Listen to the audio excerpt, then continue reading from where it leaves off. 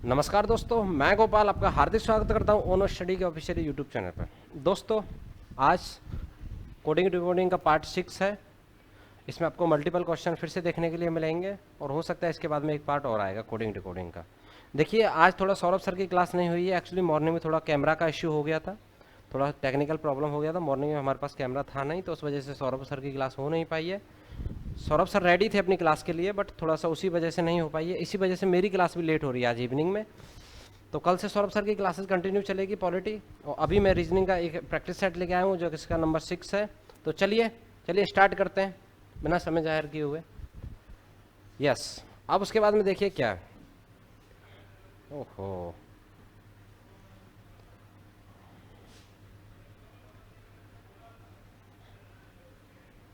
देखिए दोस्तों, ये वाला क्वेश्चन आप लोगों के लिए दिया गया है। ये वाला क्वेश्चन आपको सॉल्व करना है, ठीक है।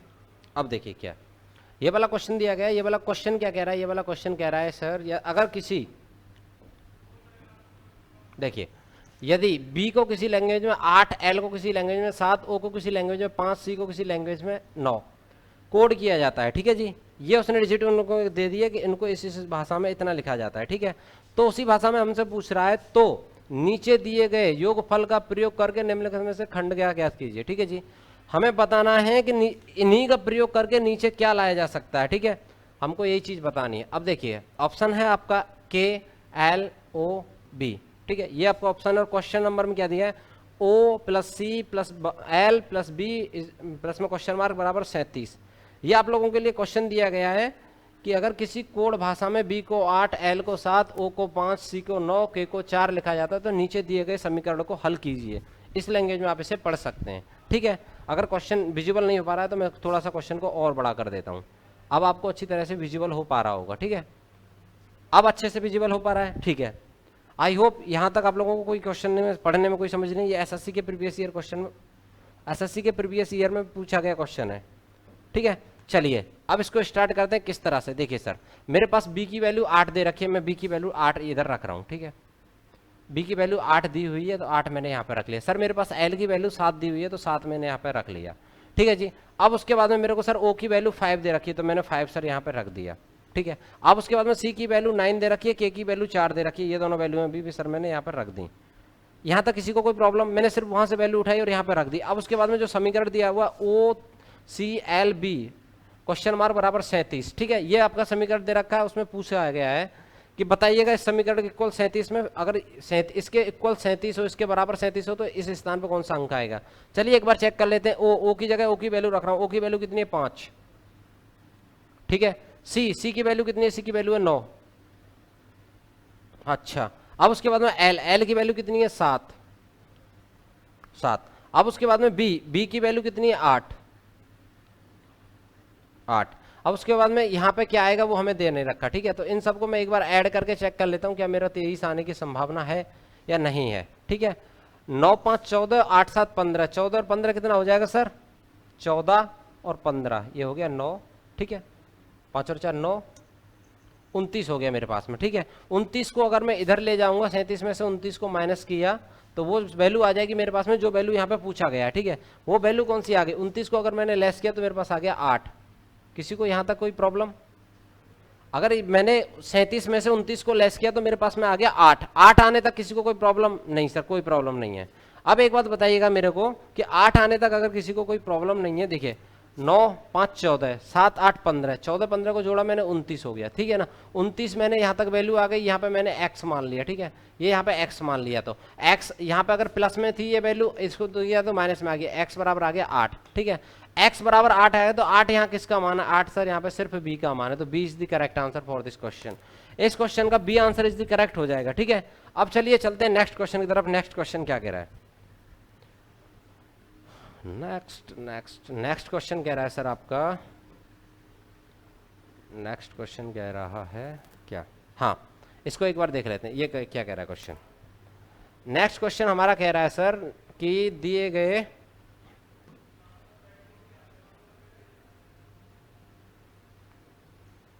क्या हुआ भाई, ये हो क्यों नहीं रहा? बैकग्राउंड, ये बैकग्राउंड काम नहीं कर रहा है। चलो ठीक है, कोई दिक्कत नहीं है। अब इसके बाद में क्वेश्चन कह रहा है 3 को 9 कहा जाता है, ठीक है, यदि 3 को 9 कहा जाता है, 9 को 27 कहा जाता है, और 27 को 81 कहा जाता है, 81 को 243 कहा जाता है, 243 को 729 कहा जाता है, 729 को 2187 कहा जाता है, तो उसी में निम्नलिखित में से कौन सा 9 का घन होगा? उसी लैंग्वेज में निम्न में से कौन सा 9 का घन होगा? एक बात बताइएगा, पहले सबसे पहले आपको 9 का घन प्राप्त करना है, ठीक है। 9 का घन कितना होता है? देखिए 81 गुणा 9, 9 8 9 72, 729 आपका 9 का घन होता है, ठीक है। ये आ गया 729 9 का घन होता है, प्लस में शायद मेरे हिसाब से किसी चीज एक संख्या का स्क्वायर भी होता है, 27 या 29 में से किसी संख्या का स्क्वायर भी होता है। अच्छा, अब ये पूछ रहा है कि 729 को क्या लिखा जाएगा? 729 को क्या लिखा जाएगा? 729 को क्लियर दे गया रखा है उसने, 729 को 2187 लिखा जाता है, ठीक है जी। बस इतना सा ही करना था, इसमें कुछ ज्यादा करना नहीं। Option C is the correct answer for this question. कोई दिक्कत यहाँ तक? अगर किसी को कोई दिक्कत है तो बताइएगा। आई होप यहाँ तक आप लोग अच्छे से समझे होंगे। क्या करना है? सिर्फ कुछ नहीं करना सर, 9 का घन पूछा है, 9 का घन मैंने गुणा किया, 9 गुणा 9 गुणा 9, 9 गुणा 9 गुणा 9, ठीक है जी। 9 गुणा 9 गुणा 9 किया, ये मेरा आ गया 729। मेरे को देखना है कि 729 को वो अपनी भाषा में क्या लिख रहा है। उसने लिखा 2187 लिखा जाता है। यहाँ तक किसी को कोई प्रॉब्लम है तो बताइएगा। चलिए चलते हैं सर नेक्स्ट क्वेश्चन की तरफ। नेक्स्ट क्वेश्चन क्या कह रहा है? नेक्स्ट क्वेश्चन अगर आप लोगों की बात की जाए, देखिए नेक्स्ट क्वेश्चन को ले लेते हैं। इसको ही बैकग्राउंड चेंज क्यों नहीं हो रहा है आज? बैकग्राउंड ये मेरे को अच्छा ही नहीं लग रहा है। इस पर गया, मैं गया इस पर गया, इसके बाद में इसको क्लिक किया, इसको क्लिक किया, नहीं हो रहा। कोई दिक्कत नहीं, ये पीडीएफ फॉर्मेट खुला हुआ है तो इसमें खोल होगा नहीं। अब देखिए ये वाला क्वेश्चन क्या कह रहा है। ये वाला क्वेश्चन कह रहा है सर, अगर कालीकट को किसी का सांकेतिक भाषा में 8 2 5 1 8 9 6 लिखा जाता है, कलकत्ता को किसी कोड भाषा में 37 53 26 2 लिखा जाता है, तो उसी भाषा में कट ट्रैक को क्या लिखा जाएगा? ठीक है जी। ऑप्शन आप लोगों के A, option B, option C, option D, 4 option दे रखे हैं। आप लोगों से पूछा गया है अगर किसी भाषा में कालीकट को ये लिखा जाता है 82 51 89 6, उसी भाषा में कलकत्ता को ये लिखा जाता है, तो उसी भाषा में कट ट्रैक को क्या लिखा जाएगा? मैं सबसे पहले कट ट्रैक को नीचे उतार लेता हूँ, ठीक है। आज थोड़ा सा टाइम मैं ज़्यादा नहीं लूंगा, ना ही ज़्यादा लेंदी वीडियो को बनाऊंगा, ठीक है ना। थोड़ा सा ज़्यादा डिटेल में, ज़्यादा बेसिक पे भी नहीं जाऊँगा, सीधा सीधा आप लोगों को बताऊँगा। CUTTACK।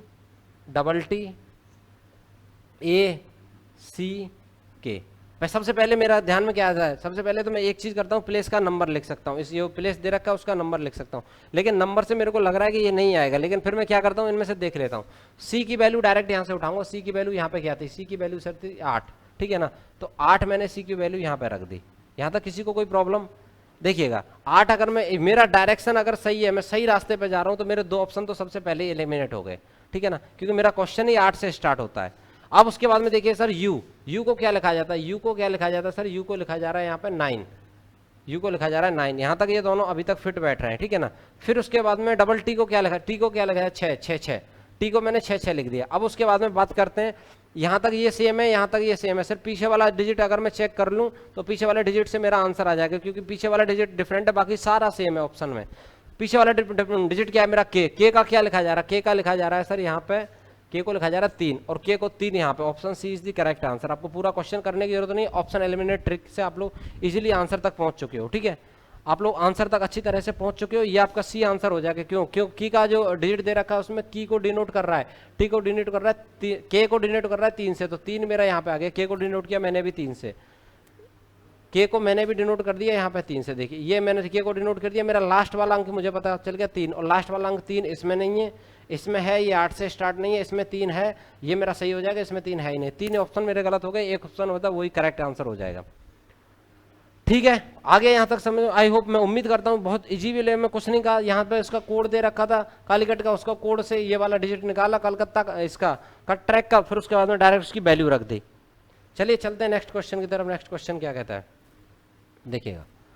नेक्स्ट क्वेश्चन कह रहा है, ठीक है जी, नेक्स्ट क्वेश्चन कह रहा है अगर पावर POWER को किसी कोड भाषा में 72 लिखा जाता है। देखिए सर, पावर को किसी कोड भाषा में 72 लिख सकते हैं, POWER। सबसे पहले मैंने आपको बताया था, अगर एग्जामिनर का आपको कोड तोड़ना हो, मुझे ये 72 पता करना, 72 कैसे लिखा उसने, तो सबसे पहले मैं इस अल्फाबेट के ऊपर इसका प्लेस लिख दूंगा। अल्फाबेट के ऊपर अगर मैं प्लेस लिखूंगा क्या हो जाए? P का होता है सर 16, O का होता है 15, नीचे लिख लेता हूँ 16 15 23 5 और 18, ठीक है जी। अब मैं ऐड करके देखता हूँ सभी की वैल्यू 72 पहुंच रही है या नहीं पहुंच रही। सबको मैं एक बार ऐड करके देख लेता हूँ, सबकी वैल्यू 72 पहुँच रही है या नहीं पहुँच रही, 1 मिनट में चेक करके देख लेता हूँ। ये तो थोड़ा मैं मोबाइल से एरोप्लेन मोड हटा देता हूँ, ठीक है। अब उसके बाद में देखिए 15 दूनी 30, इन दोनों का हो गया 31, ठीक है। इन दोनों का हो गया 28 और पीछे है ये 18। 8 और 8 16 का 6 कहाँ से लगी, 1 46। 46 और 31 कितना हो जाएगा सर, 46 और 31, 46 और 31 हो गया, ये हो गया आपका कितना 77। लेकिन ये तो 5 ज़्यादा वैल्यू चलेगी इसकी वैल्यू चलेगी 5 ज़्यादा। कैसे, क्योंकि हमारे पास में इसका सबको ऐड किया मैंने तो 77 आ गया, लेकिन पहले जो वैल्यू थी वो है 72। अब उसके बाद में क्या करना है, अब उसके बाद में सिर्फ सिंपल सा करना है 1 2 3 4 और ये 5 डिजिट दिए गए, तो मैं 72 में से अगर 5 को माइनस कर दूंगा तो मेरा आ जाए 77 में, तो अगर 5 को माइनस करूंगा ये आ जाएगा 72 डायरेक्टली। सिंपली वे में मेरा आंसर आ गया 72। तो मेरे को पता चल गया कि एग्जामिनर ने क्वेश्चन को किस कोड में डिनोट किया था। एग्जामिनर ने क्या किया था, इन सब का डिजिट लिखा, डिजिट को ऐड किया, उसमें से 1 2 3 4 5 अल्फाबेट थे हमारे पास में, 5 को माइनस किया तो उसका आंसर आ गया 72। अब उसके बाद में हम लोग देखते हैं कि क्या, उसके बाद में हम लोग देखते हैं कि अब इसके बाद में BORE को क्या लिखा जाएगा, BORE, ठीक है सर। BORE को देखते हैं, इसका डिजिट होता है 2, इसका डिजिट नंबर होता है 15, इसका डिजिट नंबर होता है 18, इसका डिजिट नंबर होता है 5। अब इन सबको मैं ऐड कर दूंगा यहाँ पे, ठीक है। ऐड करने के बाद में इन सबका हो गया 17, 17 दूनी 34 और 35 और 5 40 हो गया सर। इसका हो गया 40। 40 में से 1 2 3 4 में माइनस कर दूंगा तो उसके बाद में आ गया मेरे 36। 36 अगर मेरे किसी ऑप्शन में है तो ठीक है, नहीं तो none of these. 4 is the correct answer. आपको टाइम ड्यूरेशन बचाना है एग्जाम में, बाकी और कुछ नहीं करना। अगर आपके पास टाइम के पंचुअल है, टाइम ड्यूरेशन आप बचा पा रहे हैं, 10 से 15 सेकंड में आप क्वेश्चन को निकाल पा रहे हैं, तो आप बहुत अच्छी तरह से आसानी से आप अच्छा खासा स्कोर कर सकते हैं। चाहे वो CGL का पेपर हो, CHSL का पेपर हो, MTS का पेपर हो, स्टेनो का पेपर हो, रेलवे का पेपर हो, NTPC का पेपर हो, वो सारी चीजें। Just 1 minute.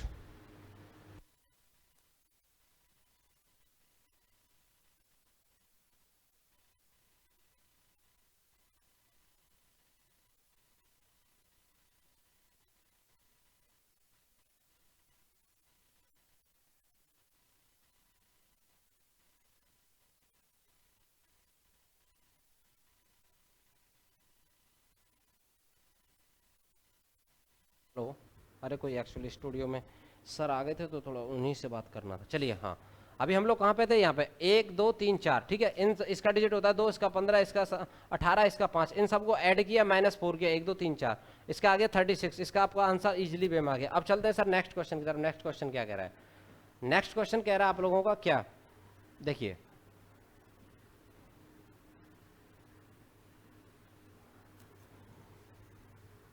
ये वाला आ गया आपका क्वेश्चन। ये वाला क्वेश्चन क्या कह रहा है, ये वाला क्वेश्चन कह रहा है सर कोड में अगर किसी भाषा में P को -Q को +R को डिवाइडेशन S को गुणा लिखा जाता है तो इसका आंसर क्या होगा, देख लेते हैं एक बार। 18 P 6Q 4S, ठीक है जी, 4S 6R, 6R के बाद में हो गया 2 इज नॉट इक्वल, पूछ रहा है क्या आएगा, ठीक है जी। ऑप्शन दे रखे हैं हमारे पास में। 18 को मैंने 18 लिख दिया, P की जगह पे क्या बोला, P की जगह पे माइनस बोला उसने, 6 को 6 लिख दिया, Q की जगह पे क्या बोला, Q की जगह प्लस बोला है सर उसने, ठीक है ना। फिर उसके बाद में Q की जगह अगर उसने प्लस बोला तो मैंने 4 को एज इट इज लिख दिया, 4 को एज इट इज लिख दिया। फिर उसके बाद में S को उसने बोला सर गुणा, ठीक है जी। 6 को मैंने ऐसे लिख दिया। R को क्या बोला, R को उसने बोला सर डिवाइड, R को बोला डिवाइड। इज नॉट इक्वल पूछ रहा है क्या होगा, इज नॉट इक्वल। देखिए सबसे पहले ऐसी अगर कोई सवाल आता है सबसे पहले भाग को सॉल्व करते हैं, फिर गुणा को, फिर प्लस और माइनस को। यहाँ तक किसी को कोई प्रॉब्लम, सबसे पहले भाग को सॉल्व करेंगे, फिर गुणा को सॉल्व करेंगे, फिर उसके बाद में आप किसी को सॉल्व करेंगे। 18 - 6, ठीक है ना, इसका इसमें डिवाइड किया कितना आ गया 3 आ गया, 3 का 4 में मल्टीप्लाई करें 12 + 12।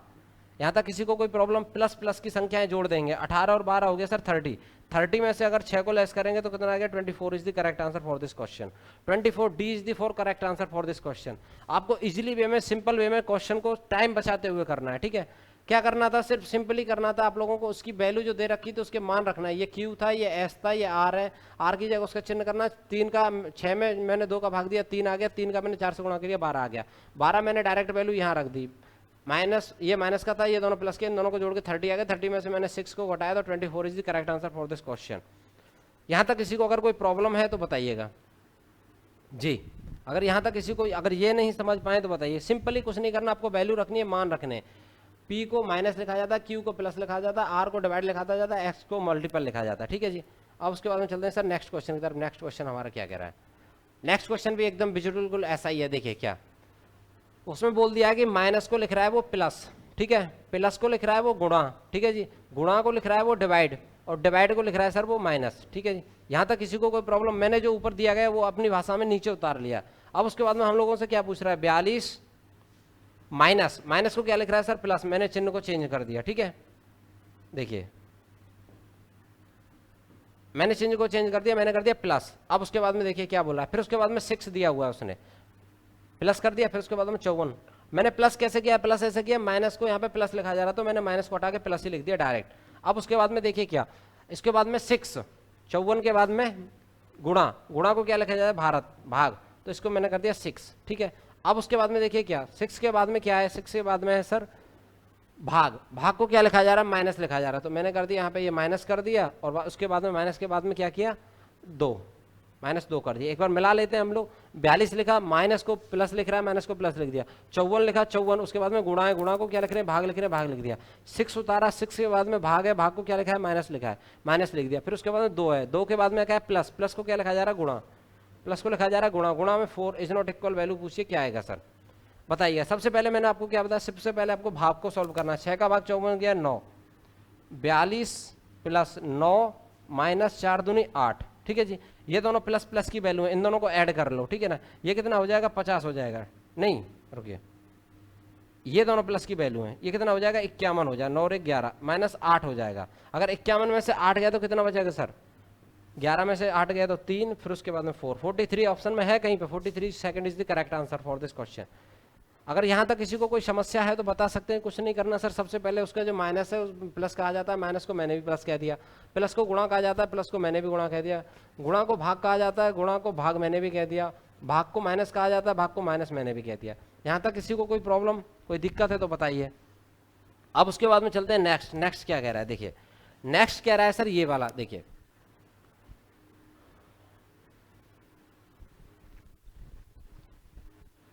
कहाँ गया क्वेश्चन भाई,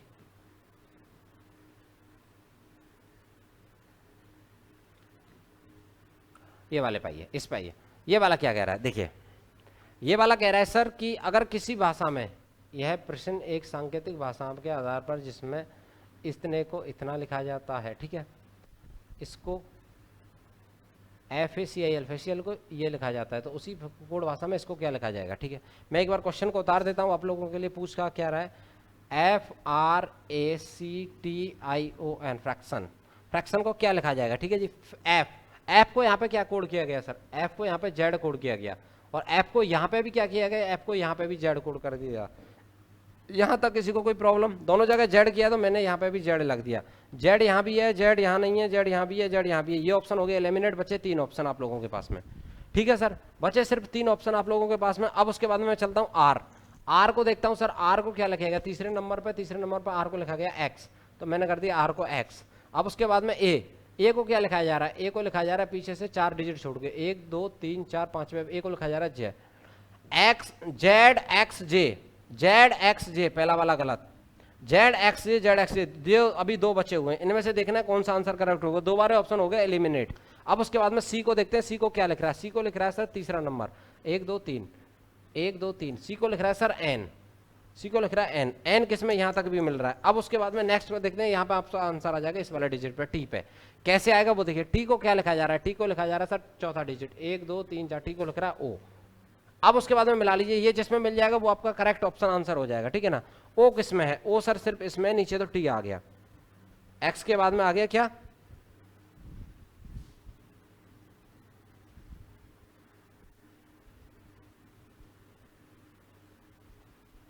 एक्स के बाद में आ गया आपका क्या, टी, ठीक है जी, एक्स के बाद में आ गया क्या, यहां पे आ गया एक्स के बाद में बी, लेकिन हमारा आ रहा है ओ is second, third is the correct answer for this question, ठीक है। आज के लिए प्रैक्टिस सेट में सिर्फ इतना ही था, और थोड़ा सा, किसका कॉल है यार, एक मिनट, हेलो,